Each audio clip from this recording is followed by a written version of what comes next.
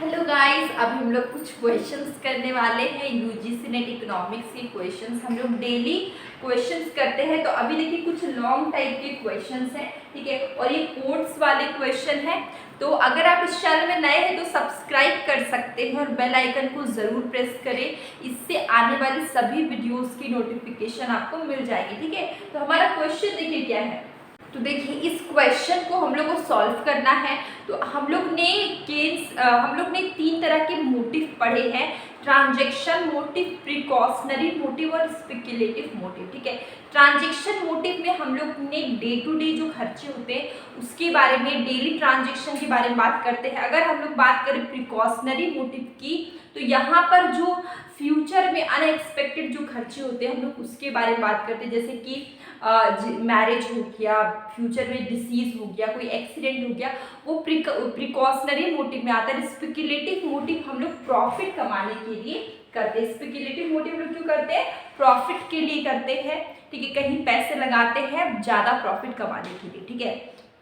तो यहाँ पर हम लोग बात कर रहे हैं स्पेक्युलेटिव, ठीक है, स्पेक्युलेटिव डिमांड फॉर मनी। यहाँ पर हम लोग प्रॉफिट की बात कर रहे हैं। तो अब हम लोग पढ़ेंगे ऑप्शन के uncertainty of future interest rate, ठीक है। तो ये मान लीजिए कहीं सट्टेबाजी में पैसे लगा रहे हैं तो वो अनसर्टेनिटी है फ्यूचर इंटरेस्ट रेट के बारे में, ठीक है। तो यहाँ पर हम लोग कहीं पैसे लगाते हैं और ज़्यादा पैसे बनाने के लिए, ठीक है। तो वो जो हम लोग और ज़्यादा पैसा बनाना चाहते हैं वो बन भी सकता है, और भी ज़्यादा पैसा हो भी सकता है, नहीं भी हो सकता है, ठीक है। पॉसिबिलिटी है भी और नहीं भी, ठीक है। तो यही उसी को बोलते हैं अनसर्टेनिटी। कुछ भी निश्चित नहीं है, सर्टेन नहीं है। Uncertainty of future interest rate, ठीक है, ये है। इसके बाद ऑप्शन क्या है हमारा?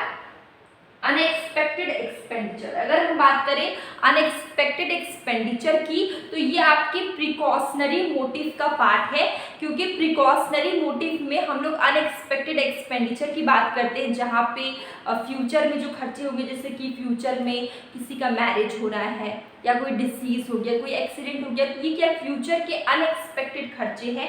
अगर यहाँ पे प्रिकॉशनरी लिखा होता तो ये ऑप्शन सही होता, पर यहाँ पे क्या है? स्पेक्युलेटिव है, तो ये तो आपका नहीं होगा। To bridge the gap between income and eventual expenditure, ठीक है। तो यहाँ पे क्या आपका कि आपको बताना, ये जो क्या है यहाँ पे, bridge the gap between income and eventual, ये गैप है इनकम और एक्सपेंडिचर के बीच में, ये भी नहीं होगा। Relationship between changes in the interest rate and bond prices, ठीक है, ये होगा। यहाँ पे क्या बोला गया? रिलेशनशिप बोला गया है change in interest rate. Interest rate में क्या चेंज आया? और बॉन्ड प्राइस में, ठीक है। तो हम लोग देख पा रहे हैं ए और 1 और 4, 1 एंड 4 इज करेक्ट आंसर है आपका, क्योंकि यहाँ पे बात की जा रही है स्पेक्युलेटिव डिमांड फॉर मनी की। तो आंसर है आपका 1 एंड 4। तो अब हम लोग कोड्स में लिखते हैं 1 एंड 4 कहाँ पे? फर्स्ट है 1 एंड 3, ये रॉन्ग होगा। 1 and 4 B is correct, answer will be B, ये वाला सही हो गया। अब नेक्स्ट क्वेश्चन है, according to Milton Friedman theory of permanent component of consumption expenditure, ठीक है, डिपेंड्स ऑन। तो यहाँ पे बात की जा रही है theory of permanent consumption expenditure का जो कंपोनेंट है वो किस पे डिपेंड करता है? क्या वो ट्रांजिटरी इनकम पे डिपेंड करता है, क्या वो ट्रांजिटरी और परमानेंट दोनों पे डिपेंड करता है, या फिर सिर्फ परमानेंट पे डिपेंड करता है, या फिर विंडफॉल गेन पे डिपेंड करता है, ठीक है। तो ये जो थ्योरी है मिल्टन फ्रीडमैन का जो थ्योरी है, ठीक है, ये परमानेंट कंजम्पशन एक्सपेंडिचर ये डिपेंड करता है सिर्फ और सिर्फ परमानेंट इनकम पे, ठीक है। इसलिए इसका आंसर हो जाएगा permanent income alone. Answer will B D, answer will B D, permanent income alone. तो नेक्स्ट क्वेश्चन है, market equilibrium of a commodity is determined by, ठीक है। मार्केट इक्विलिब्रियम कब होता है? जब डिमांड एंड सप्लाई दोनों एक पर्टिकुलर पॉइंट पे टेंजेंट होगा, उस पॉइंट को हम लोग बोलते हैं इक्विलिब्रियम, ठीक है। ये चीज हम लोग ने बहुत बार पढ़ी है कि डिमांड एंड सप्लाई दोनों एक पर्टिकुलर पॉइंट पे टेंजेंट होता है, इस पॉइंट को हम लोग क्या बोलते हैं? इक्विलिब्रियम बोलते हैं। जो डिमांड का स्लोप होता है वो डाउनवर्ड होता है, जो सप्लाई का स्लोप होता है वो अपवर्ड होता है। डिमांड का स्लोप डाउनवर्ड इसलिए होता है क्योंकि प्राइस और क्वांटिटी के बीच में नेगेटिव रिलेशन होता है, ठीक है।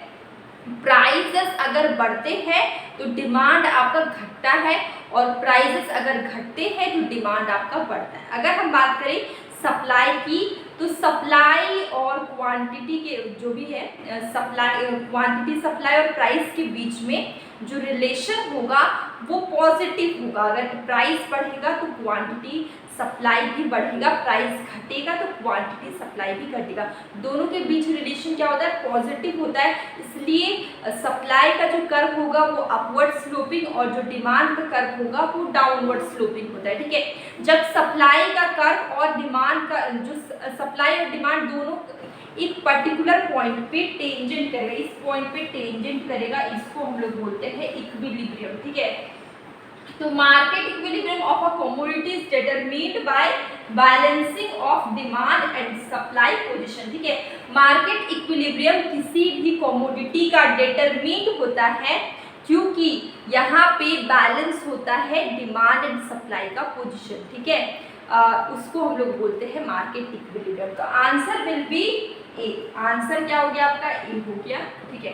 नेक्स्ट क्वेश्चन है सिटेरियस पेरिबस, ठीक है। ये आपने माइक्रो इकोनॉमिक्स में बहुत ज्यादा ही पढ़ा होगा, हमेशा आ जाता है ये वर्ड माइक्रो इकोनॉमिक्स में, सिटेरियस पेरिबस हमेशा आता होगा, ठीक है। इसका मतलब है अदर थिंग बीइंग कांस्टेंट। क्या है इसका मतलब, अदर थिंग बीइंग कांस्टेंट। तो answer will B D, other thing being constant, ठीक है। तो ये हमारा बहुत छोटा सा वीडियो था जो कि हमारे क्वेश्चंस आंसर का था, और यूजीसी नेट इकोनॉमिक्स के प्लेलिस्ट में ये ऐड हो जाएगा। तो डेली जितने क्वेश्चंस हो पाते हैं मैं डेली करवाती हूँ। अगर आप इस चैनल में नए हैं तो सब्सक्राइब ज़रूर करिएगा और बेल आइकन को प्रेस करिएगा जिससे कोई भी वीडियो मिस नहीं होगी।